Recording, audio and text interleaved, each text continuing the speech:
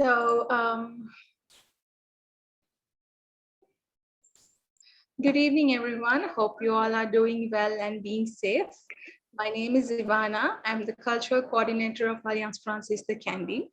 I would like to thank everyone for joining us this evening. I would like to inform you all that this event will be recorded and published in our social media. Also, all participants' microphones has been put on mute to be sure that the event will have no interruption. So thank you for your understanding.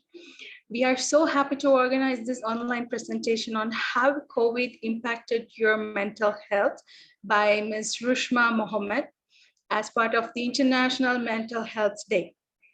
Now I would like to invite the director of Alliance Francaise de Candy, Mrs. Sarah Tukas, to share a few words with us. Thank you, Ivana. Bonsoir à tous et bienvenue à l'Alliance française de Candy en ligne. Nous sommes très heureux d'accueillir ce soir Madame Rushma Mohammed, M.Phil, spécialiste de la santé mentale, pour marquer la Journée mondiale de la santé mentale. Après avoir parcouru le monde pour se former, Madame Rushma Mohammed a élu le Sri Lanka pour exercer la psychologie clinique au Psychological Science Institute. Quel a été l'impact du Covid sur la santé mentale? C'est la question qu'on a souhaité poser à Madame Rushma Mohammed pour ouvrir ce dialogue avec nos étudiants. Nous espérons que cette discussion pourra vous être utile et n'hésitez surtout pas à poser vos questions dans le chat.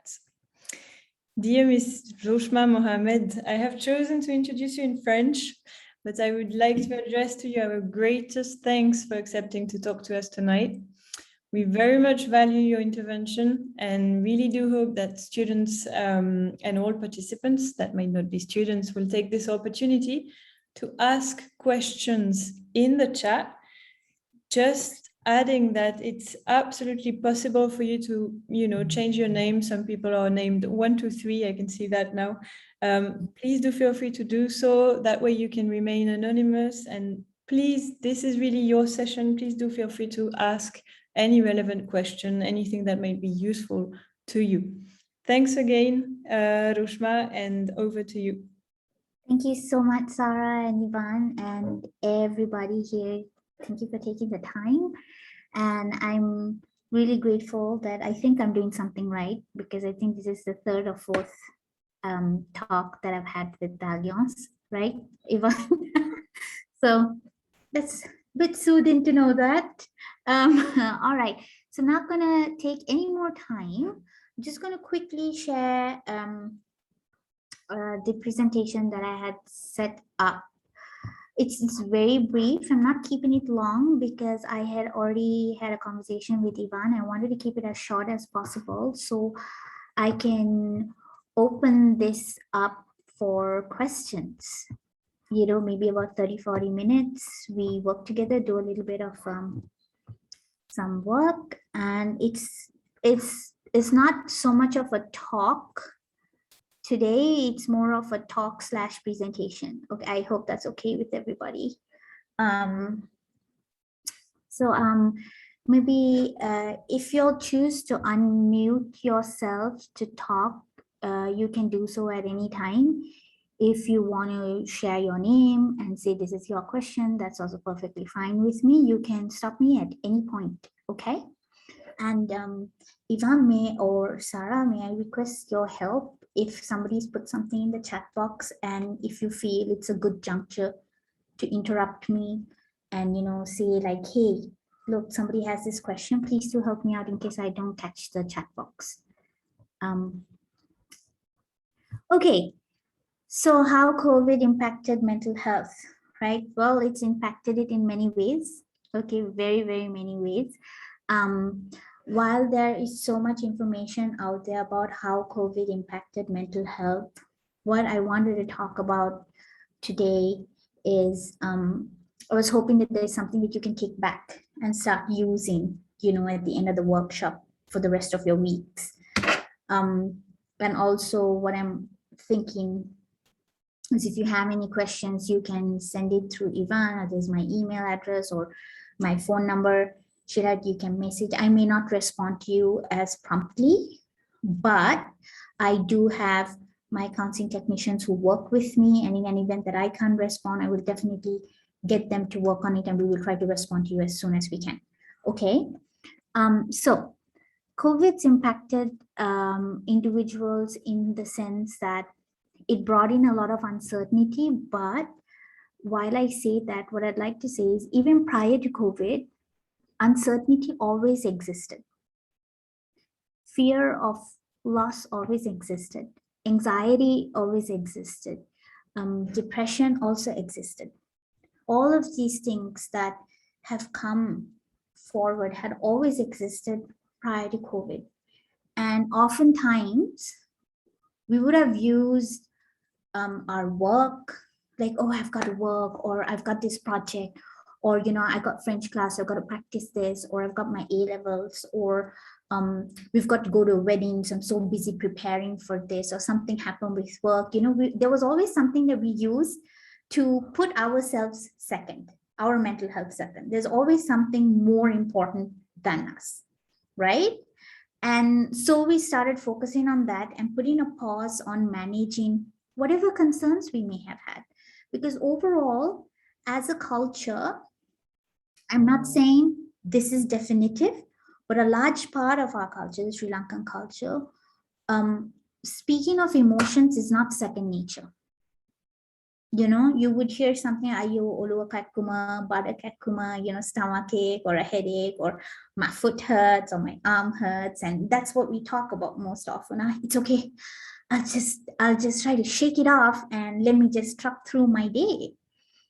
We were usually in schools, even in the schooling system, from what I know and my experience over here, talking about emotions and connecting with emotions and trying to pinpoint and identify what I'm feeling in a moment, right? Hangima, feelings, not physiological sensations, but the feelings was not the first thing that we talk about. So with time, we learn to put a pause on that because that's not that important. What are others going to think? Then comes the social conditioning, right? So then when COVID hit, it's like, whoa, I've got no place to go. I have to deal with my emotions. I have to deal with the thoughts that arise. And that causes stress, right? You know, you're feeling anxious, or you're feeling depressed, or you might feel angry or irritable. All of these feelings, you're noticing them over and over and over again. This is causing stress. Now, what I would like to talk about over here is the difference between stress and distress. All right. Would anybody like to put your thoughts in the chat box about what you think the difference between stress and distress is?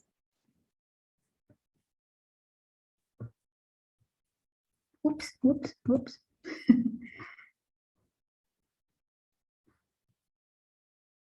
Well, okay, let me walk you through that. So what let's take stress as the umbrella, and underneath stress, there's something called healthy stress. Okay, and if I were to put labels on it, good stress and bad stress. Okay, so I'm not a fan of putting labels on it, but just for the purposes of our conversation today. So the good stress is something where you feel like, oh, hang on, I've got an exam in 2 months. I need to prepare. I'm not really sure about these pieces of information, so you try to read. You know, that causes you a bit stress. Or if you're a professional, you're a teacher, or, you know, myself, or a director, even it could be Sarah, she's here, she's new, okay, to Sri Lanka. It could even be Yvonne as a librarian, like wondering like, oh, am my the bookkeeping, the way I'm managing this, or even the cultural affairs, do I have everything on board? So you will try to go and read more. Or me, if I were preparing for a presentation, do I know enough? Would I be able to deliver this effectively? So that's kind of good stress that motivates me to go and look for more information. Or if you have a race or an exam, you're preparing. Now, That's called good stress, and there's a term for it. It's called eustress, EUSTRESS. But we're not going to get into the technicality, like the words. Then there is distress. Distress is known as what we call, for lack of better phrasing, the bad stress. That is, you know, you have an exam or you have a presentation, and it gives you feelings that make you feel so overwhelmed that you feel stuck. You want to run away from it. You feel super nauseous. Your body shuts down. You think like, okay, I can't do this. I just want to sleep. Or then suddenly out of nowhere, we're thinking about this so much and you end up with a fever. Okay. I can give you an example of, I just walked with somebody a couple of days ago. She was telling me that when Rushma, you know, I realized my stress is really, really bad. This is also tying into one of the questions y'all had asked, okay? How do I know when my mental health is bad? That was one of the questions. So she was telling me about, Rushma, I knew I needed to get your help because when I wake up in the morning, I go to brush my teeth, and while brushing my teeth, it takes me just stops 2 minutes to brush my teeth. I go through the responsibilities I have at work while brushing my teeth, just going through the responsibilities, okay? She woke up all calm and wonderful, just going through the responsibilities in her head. She started feeling nauseous and she kept throwing up. And she'd been doing this for 2 weeks, okay? And she already has a complication with her throat, her vocal cords. So her vocal cords were anyway getting burnt with acids too from the stomach. So this is distress. She's undergoing distress, and you can see that so quickly it happens, right?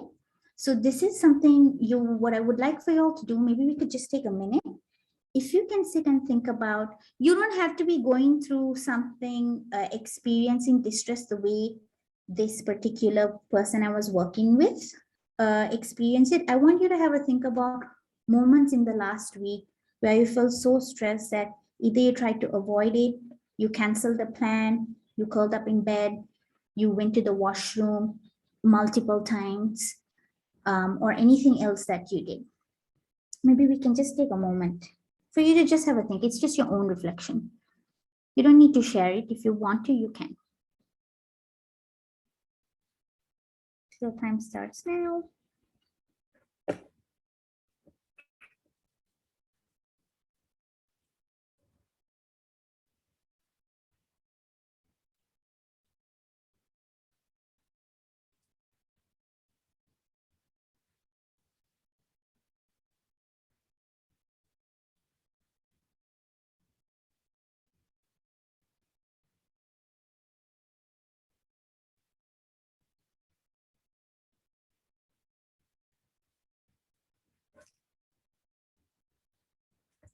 Okay.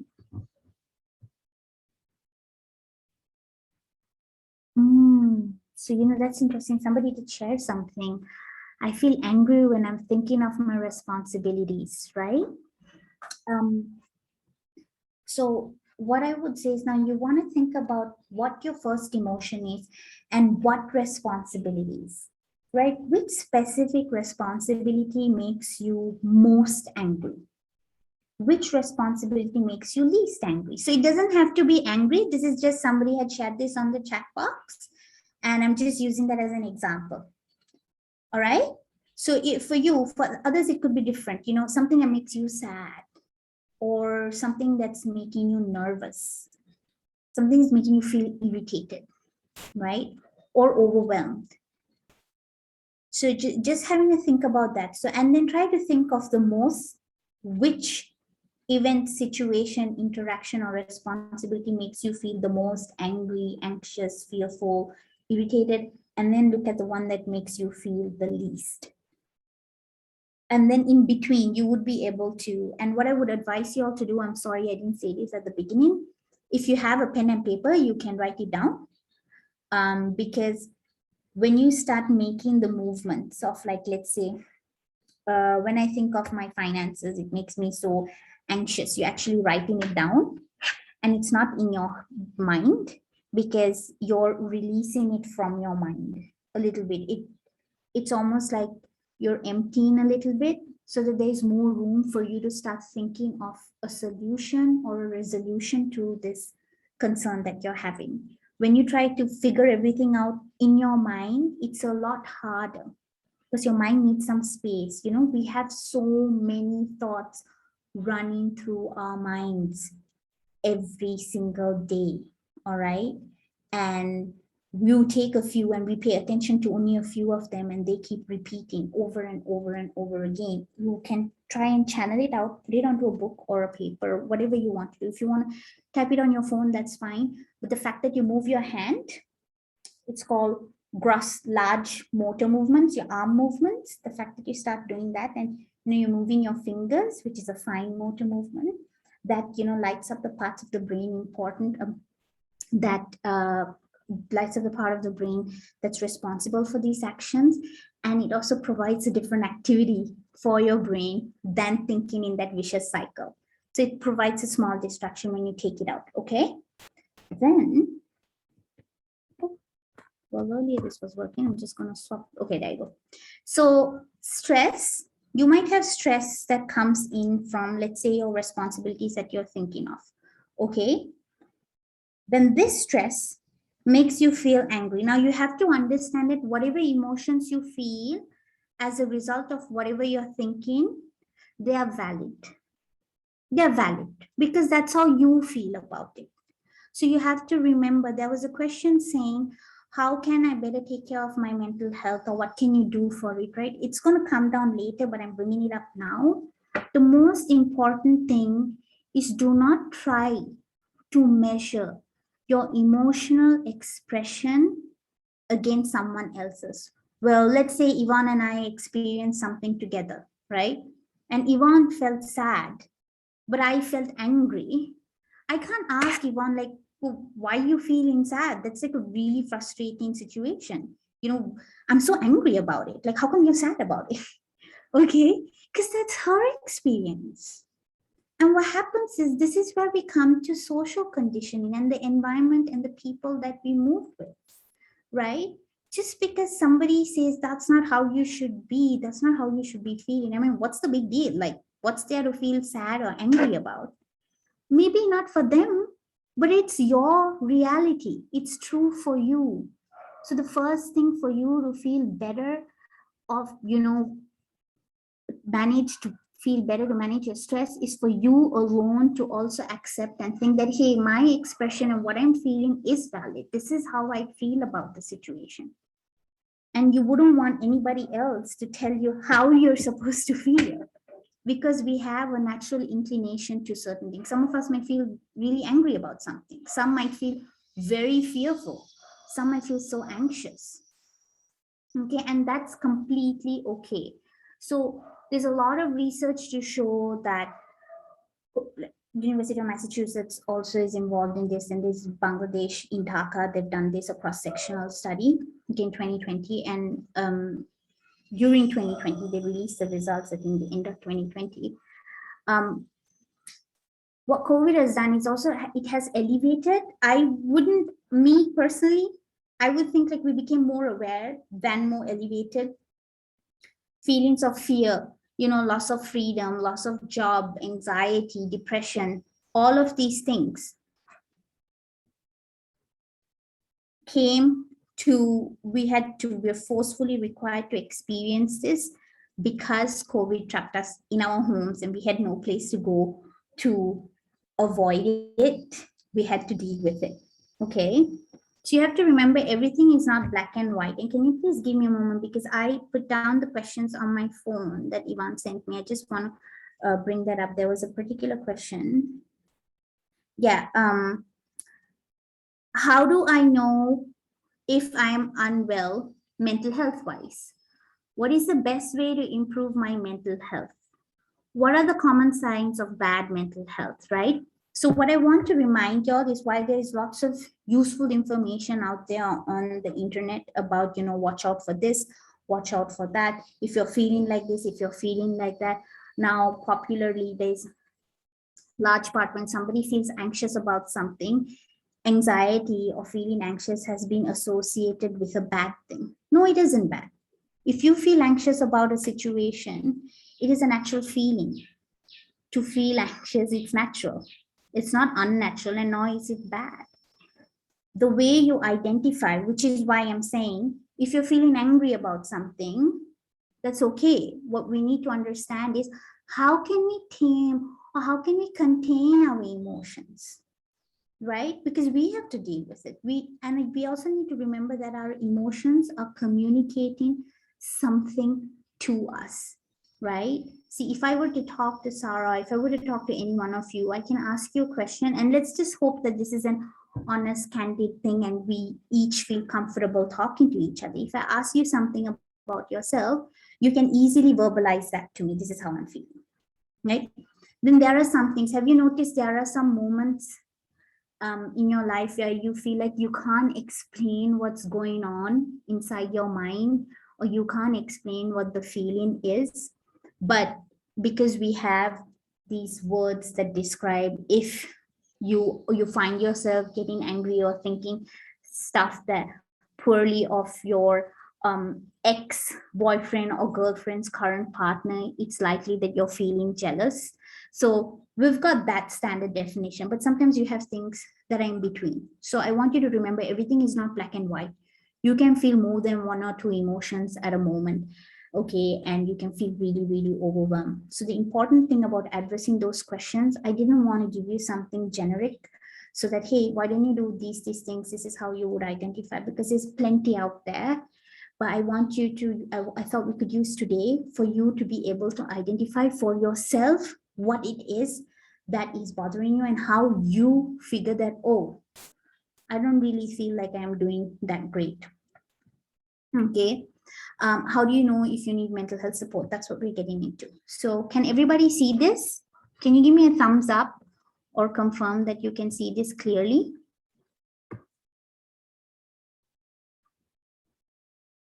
Because I can't really see all of y'all. There's something wrong with my Zoom. Periodically, I lose people. Okay, there is a thumbs up, one thumbs up. If everybody else can give me a thumbs up or just any reaction. Okay, I received another one. So, oh, okay, I think I received, yeah, okay, good. So everyone can see this. So what I want you all to do, ladies and gentlemen, students, and maybe teachers, this is known as the wheel of life, okay? For the most part, what we say with the wheel of life is that there are 10 segments, okay? 10 areas of our life that need to be in balance, okay? So when they're not in balance is when we start to feel distress. We feel stress, and some of them can cause us distress. Now, what I would like for all of you to do, all you need to do is you need to rate your level of satisfaction in each of these areas. Okay, we'll spend a few minutes on that. You can take your time. I suppose we could, we could go for 10 minutes on this activity, between 5 to 10 minutes. Write down your level of satisfaction in each area. Now, some of you might ask me, Rushma, what does community mean? What does environment mean?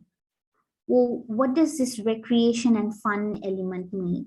So community could be anything, any place, anything that makes you feel like, you belong, okay? And also, it could be, you can have your own, Alliance Francaise community. You can have your community at home if you come from a village, a town. I come from a village and we have a very small community over there. It could be a religious association, that particular community. It could be anything where you feel like you belong and you get to define it, okay? How satisfied are you with that? When it comes to the environment, for if you're working or if you're studying, it could be your home environment. It could be the environment in your room. It could be a workplace environment. It could just be environment in general, like, you're concerned about global warming and there's so much pollution. It could be that. So you can always divide these segments further and rate your satisfaction in each of them. Now, for example, when you take family and friends, you might feel like, I've got a pretty good relationship with my mom, dad, and my mom, brother, and my sister or something. And then you might feel like, I'm not really satisfied with my relationship with my dad. So it's very hard to give an overall number on the family. So you can divide that segment further into family.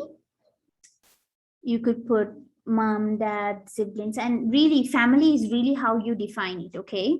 Not every, but your biologically connected individuals become your family. For some people it's different.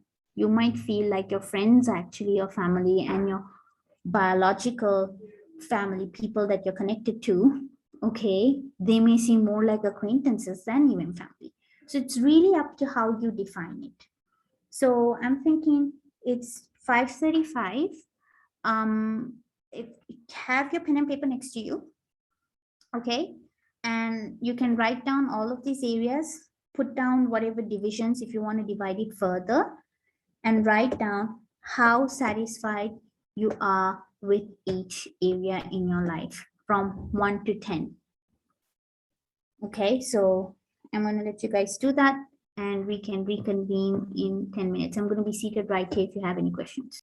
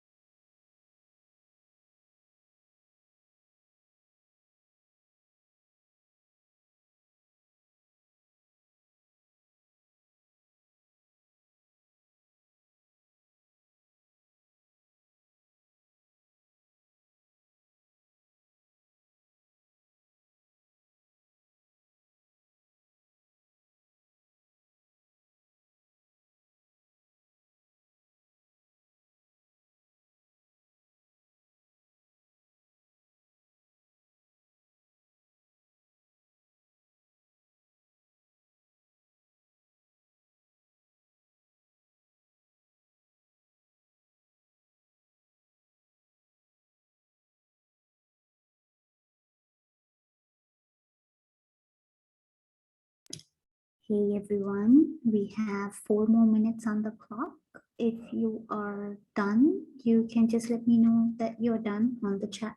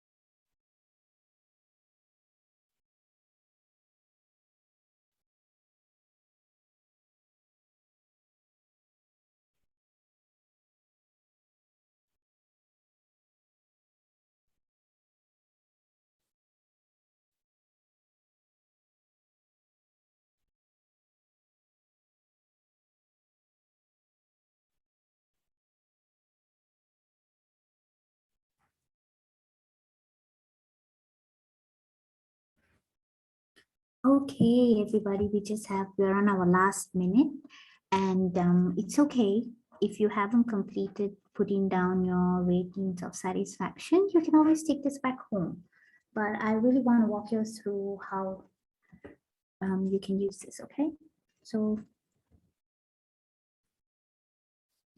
about 45 seconds to go.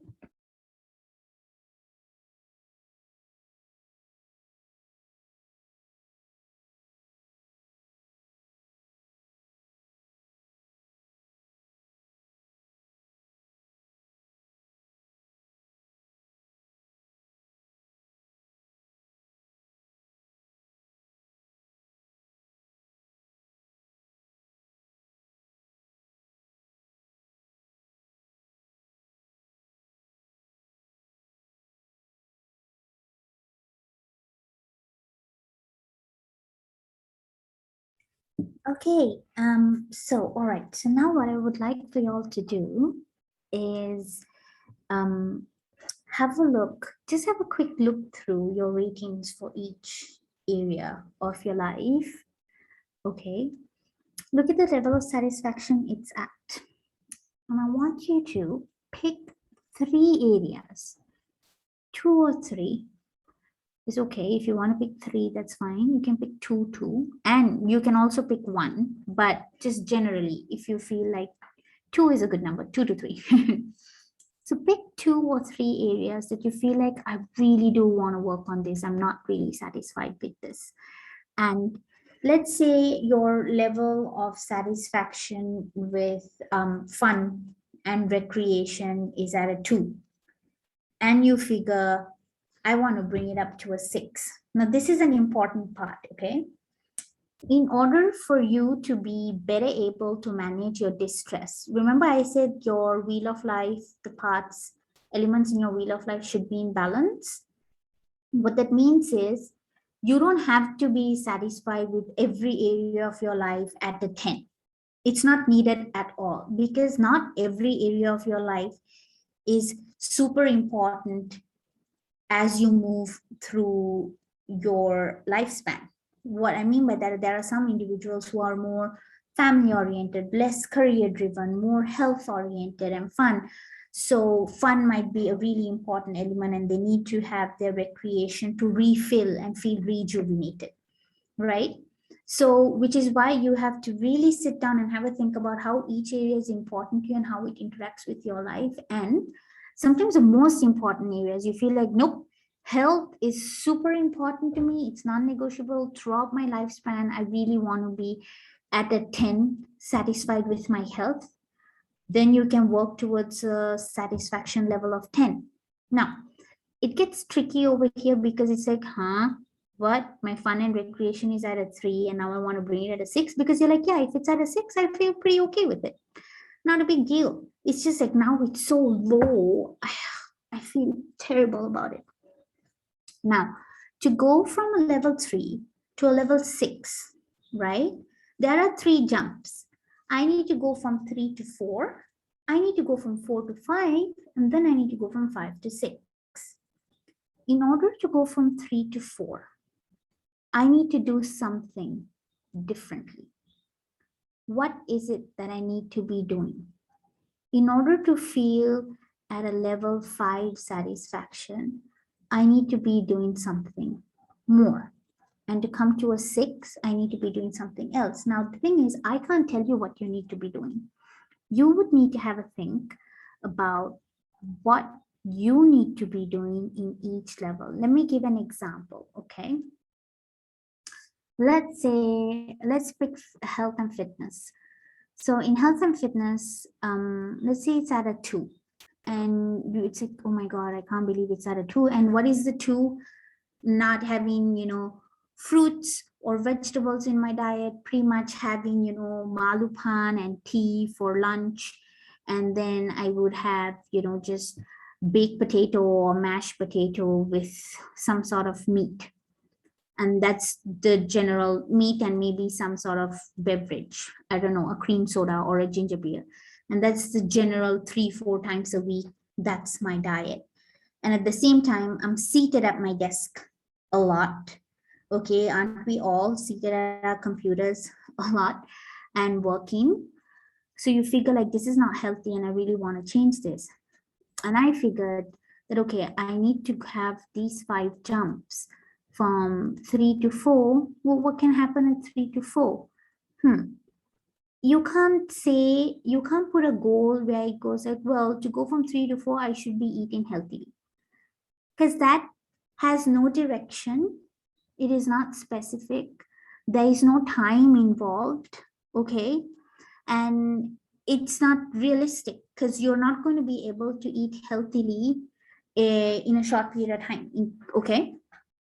You need to work towards it. This is small behavior changes that you're going to make. So one of the things that I can do is I can think to myself, okay, to go from 3 to 4, in the next 2 weeks, 2 of my meals where I have baked potatoes or mashed potato and whatever, that cream soda and meat, I need to have maybe a soup.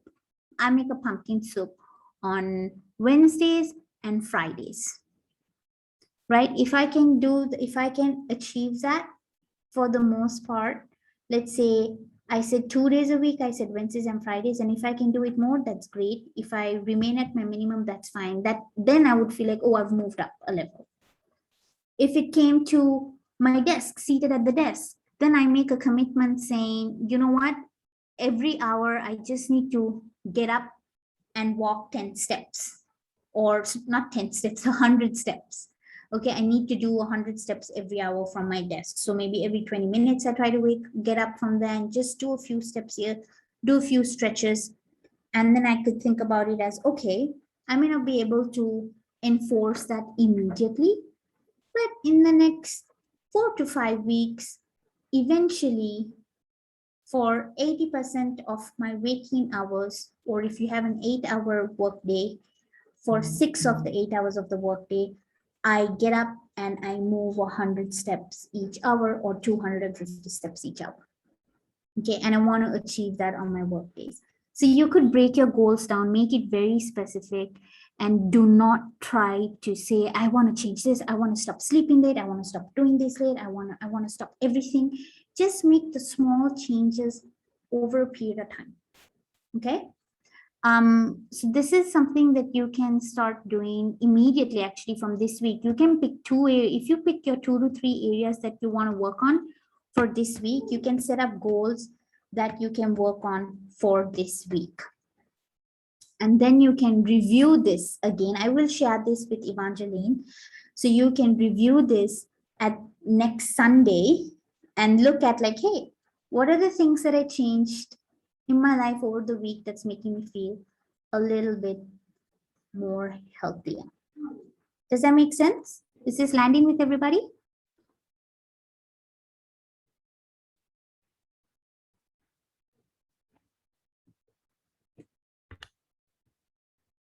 Okay. So, sorry, there was a question. Yes. Okay. So what I mean by this, now some of you were asking that how do I know when I'm not in good mental health, right? How you would know is this. One thing is, in order to know, we need to first sit and observe ourselves, right? Because oftentimes we're always trying to do something to keep ourselves occupied, because that is the modern day behavioral thing that you can observe that defines productivity. Do you know that it's also productive if you chose to sleep? If you chose to just hang out for a little bit because you're like, I don't want any devices, I don't even want to read, I don't want to be a human doing, but I just want to be a human being. Part of being a human being is noticing how you breathe. Okay, maybe we can do a quick thing. Can all of you get comfortable the way you're seated? Put one hand on your chest and the other hand on your tummy. I want you to notice your breath for the next few seconds, maybe 20 seconds. Okay, and if you can tell me, is your stomach moving more or is your chest moving more?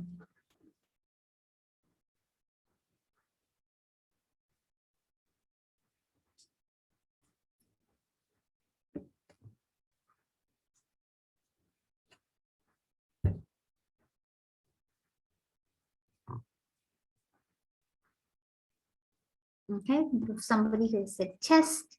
Anyone else? Do you want to share? Chest.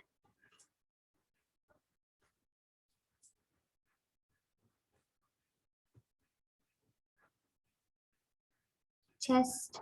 Okay. More chest. Just wait for one more person's response and then I'm going to get back to the talk.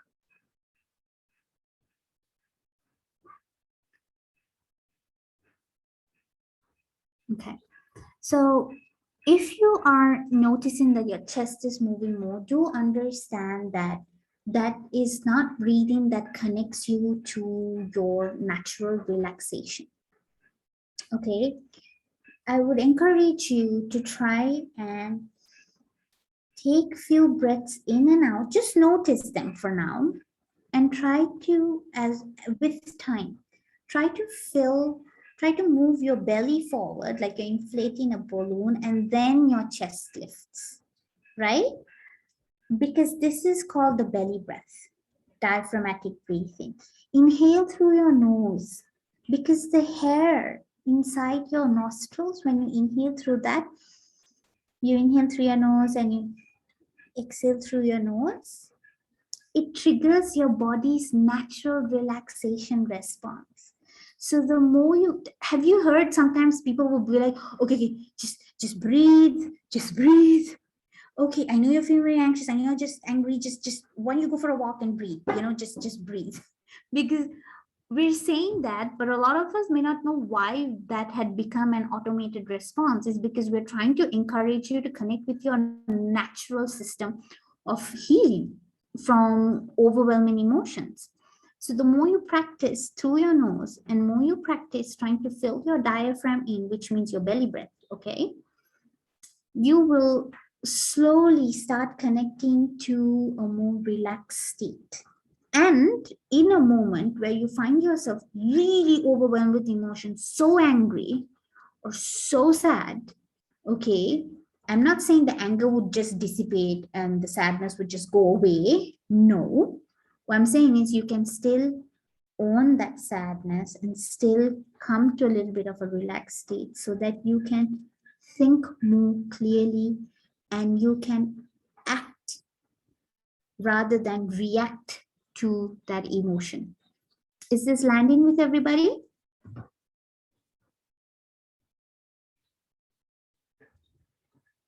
So this is what I mean by being still and observing yourself, because you don't, and if you notice a baby, what you can do is just go on YouTube and type sleeping babies, right? When you look at a sleeping baby, you'll notice that their stomach is the thing that moves a lot.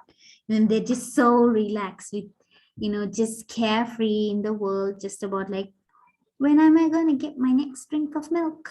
That's what they're thinking about. And the more you observe yourself, you will notice what you're naturally inclined to, like how you're naturally inclined to respond and how your body is feeling. This is really, really important, because you will notice that your body, you have all these emotions because your brain is trying to communicate something to you. Okay, it's not like your brain can knock in on your skull and be like, knock, knock, hey buddy, just listen to me, hang out. I'm feeling really stressed right now. So, if you don't do anything about it, I'm just going to have an anxious fit, or I'm just going to get really angry and make you shout. Your brain can't do that, right? So that's why you need to understand what your emotions are trying to communicate to you. And you can start responding more effectively when you take a few steps back from a situation and try to just watch. Okay, what I mean by that, now somebody will be like, well, how the hell do you stay still and observe? How do you stay still and observe? So let's say you're in a situation where you're so angry or you're so frustrated when you think of your responsibilities. Take a moment. Okay, you know that you're getting angry. There would be a moment when either you're just breathing so deeply, you're breathing a lot from your chest, you're clenching your fists, you're perspiring, or you're pacing, or maybe there's a family member that says like, are you okay? You look kind of like annoyed, or your friend or somebody. Take a moment, step away from that and ask yourself, okay, why am I being annoyed right now? What am I really angry about? Why am I so angry at my responsibilities? What is it about my responsibilities that makes me angry? So you have to keep questioning yourself. And so one thing that you can do is ask 7 whys. Why am I being angry about my responsibilities? Because they're hard. Why should I get angry? Because they're hard. Well, you might end up at an I don't know, and it's okay to start at I don't know. That's a wonderful place to start at. I don't know. You just start there. Okay? Today I don't have the scope to cover about the I don't know, but I will talk to you a little bit about how you can whom you can contact for that. Now this I already spoke about before. Own your emotions, because you are the one in the driver's seat. You might have many passengers with you, but eventually you're the one who has to drive through. It's your life, you're the one driving through. You're the one who would know when to hit the gas, put your foot on the gas pedal, when you need to brake, when you need to have come to a complete stop, when you need to slow down, when do you need to take your left or right. And passengers will all give their view from their perspective, right? Someone seated in the front passenger seat is not going to know. They're only going to see your life from where they're standing. They don't get to see everything. They don't have the rear view mirror. They don't have the view on both their side view mirrors. So there's so much going on. Okay, so remember that. That is one way you can manage this uncertainty during COVID. What else can we do to help ourselves? What you can do to help yourself is notice. Now, the person who said that you get angry when you look at your responsibilities, what I would like to pose for all of you is notice how hydrated, how much water you're drinking. I know, right? It sounds so like, what? Now you're coming and telling me to drink water? Well, yes, because 80 to 90% of our brain is water. So, and our body is a lot to do with water. Okay, so when you are dehydrated, you tend to be more irritable. You might end up being more hungry. You might find it hard to make decisions. You might find it hard to think. You might be at a meeting and you're just like, oh my God. It's like, oh, sorry, this meeting is really long. I can't focus. So maybe before that, just have a sip of water and, try to, and when you drink your water, when you take in your sip, let the water sit in your mouth for a little bit and let it start hydrating your mouth and then swallow. Okay, so you're bringing your mindfulness to the water, and that really, really helps. It helps lift brain fog. And this also is useful for all your females because all of us, we go through, our menstrual cycle. Every month, we all have a different period, 28, 48 days, a different cycle. But water really helps managing the pain and the stress that comes with it. So understand that drinking water is super important. Notice what you're eating. All of you, have you heard of this happy hormone, serotonin? Yay. Okay. It's produced in the brain. A lot of the medications that we use in mental health is also involving either having more of that brain chemical or having the receptors in our brain respond better to this chemical. But guess what? 90% of your receptors for the happy hormone is in your gut, is in your stomach. So, you are what you eat. So that there is some truth in it. If you put foods that are more nourishing and more filling with like nuts, if you can have some nuts, leafy greens, a lot of this will help you, at least from the diet side, introduce a little bit more feel good stuff. Okay, these are very basic stuff that you can do. And remember, I mentioned trying to walk every hour, taking 100 steps or 250 steps. If you can increase your body movement somehow, like if you're having a Zoom meeting, instead of seated at the meeting, unless you have a presentation, you can make it a walk-in meeting. And honestly, I'm making some of my meetings walk-in meetings where I'll be walking around and have my meeting. And then with some of the health seekers that I work with, I would tell them that, hey, I hope it's okay if I walk in while we have our session, and they love it. They're like, yeah, that's totally okay. So don't be afraid to ask. Don't be afraid to share, because some of them might be comfortable, some of them may not, and then you can respond to that. But try to increase your body movement, okay? Because a sedentary lifestyle can also make managing the anxiety and stress that comes with the uncertainty of COVID a lot harder. All right. Now, one other thing is the amount of sleep that y'all are getting. These are things that we can control: the amount of sleep you're getting, the amount of water we put in our bodies. And I can't tell you exactly how much you need to drink because it's different for everybody.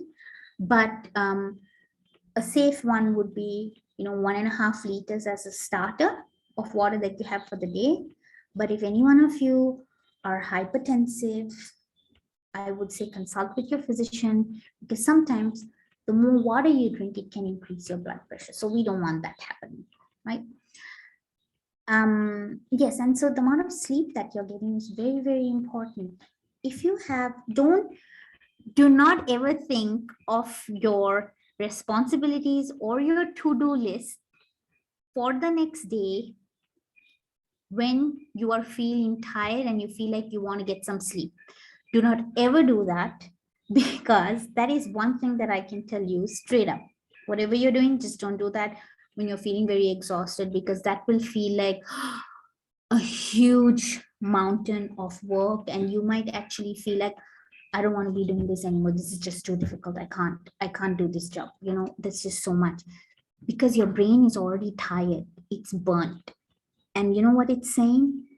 It's saying, what the hell are you doing? I'm really tired right now. Why are you giving me a list to think about? I just want rest. I can't do this. But then when you have a good night's sleep, you get up refreshed. Look at that list. You may not feel as miserable as when your brain was tired. You might look at the list and be like, ugh, okay, I've got a lot to do. I need to get through this. Does that make sense? You may not like it, but you'll still have the energy to get through the stuff. Okay. Yeah, so that's pretty much it. I hope that it was useful. I'm just going to open this up for more questions. Oh, I'm so sorry we went over. Thank you, Rushma. It was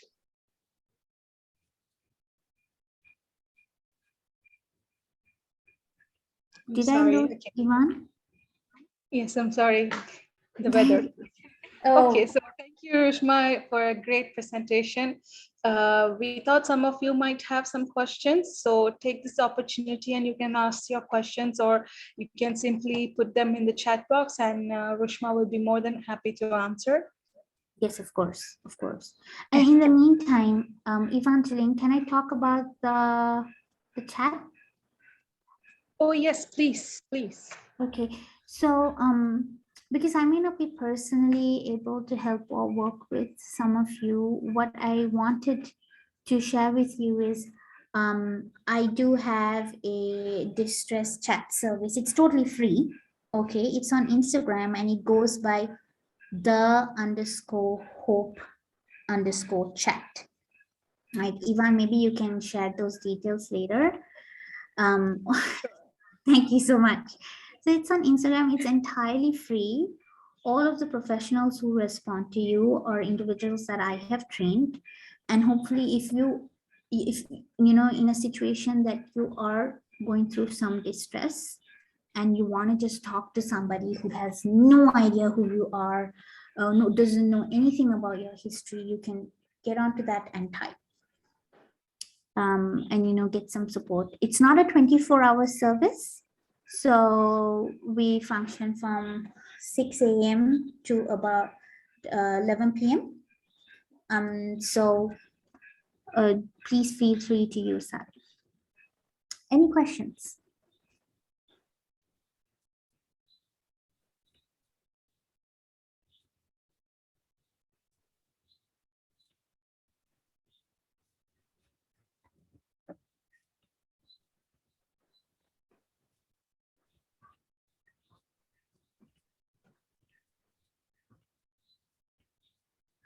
Okay, so, oh yes, this is the question. How can I overcome my anxiety issues that I have during the nighttime?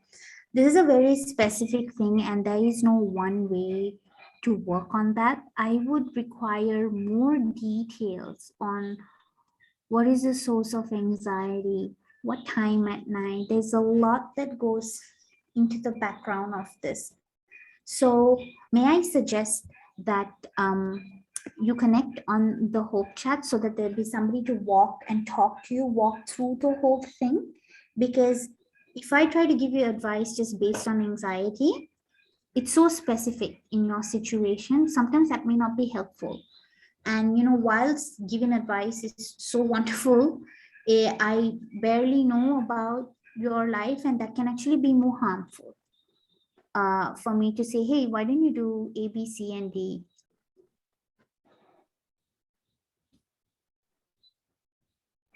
Does that make sense? Is that landing? Because I really do want to help, but I also don't want to, you know, cause more issues. So what I can suggest is, you know, if you can hop onto the Hope chat and drop that in there. Yeah, you are most welcome, because I don't want to put out anything that can be more harmful. And through the wheel of life, but what I can suggest to you is, through the wheel of life, look at areas in your life that you already did mark, you know, your satisfaction in, and you want to bring it up to a certain level of satisfaction. Which areas are giving you the most anxiety, and which areas are giving you the least anxiety. Maybe that would be a place where you can start from to understand, okay, what needs to be done.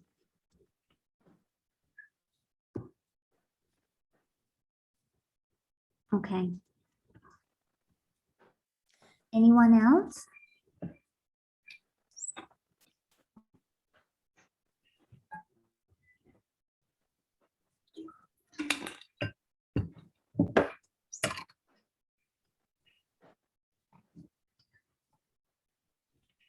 Rushma, if you agree, I think we might finish it here. No problem. No problem. And probably, I mean, remind students that you can be contacted directly on the Hope chat, even, you know, asking for your details to Ivana. I mean, we were talking about organizing more events at the French Alliance in Kandy. So let's see what comes out of it. I want to thank you very much again for your hands-on presentation. I was really impressed by the practical take that you took on this event, and I'm sure it has been very useful to everyone here. I hope so. You know, what I would like to offer is this. If all of y'all have worked on very quickly, Sarah, just you can just give me this moment. It's just what I'm thinking now is you can send an email to me. Evangeline has my email with your wheel of life, your level of satisfaction here and where you want to bring it up to, so that my counseling technicians and we can quickly go through it and ask you specific questions, maybe to nudge you in the direction that you want. And so, you know, you have the right questions asked and you'd be able to develop skills and, you know, move on. So maybe we can do it that way, like a carry on from this. Thanks for this great idea, and we will be sure to forward everything to you.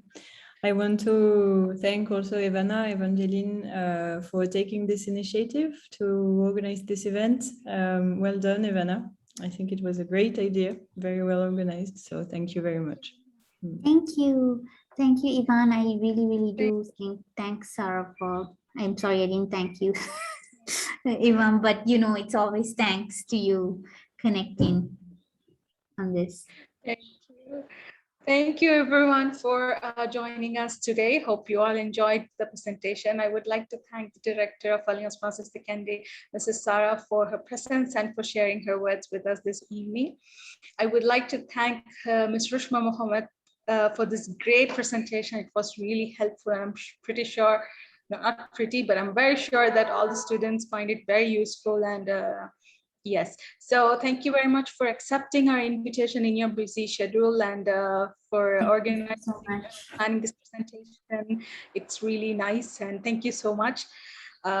So last but not the least, and thank you for the participants for participating and responding, and it's really nice to see you all communicating with us, and we are really happy that, and we're glad that we are able to help you. So thank you. So what I'm going to do is I'm going to put our YouTube channel in the chat box. So what we will do is we will publish this session in our YouTube channel. So you all can watch it and share it with your friends and family. And I'm pretty sure they would find it very useful.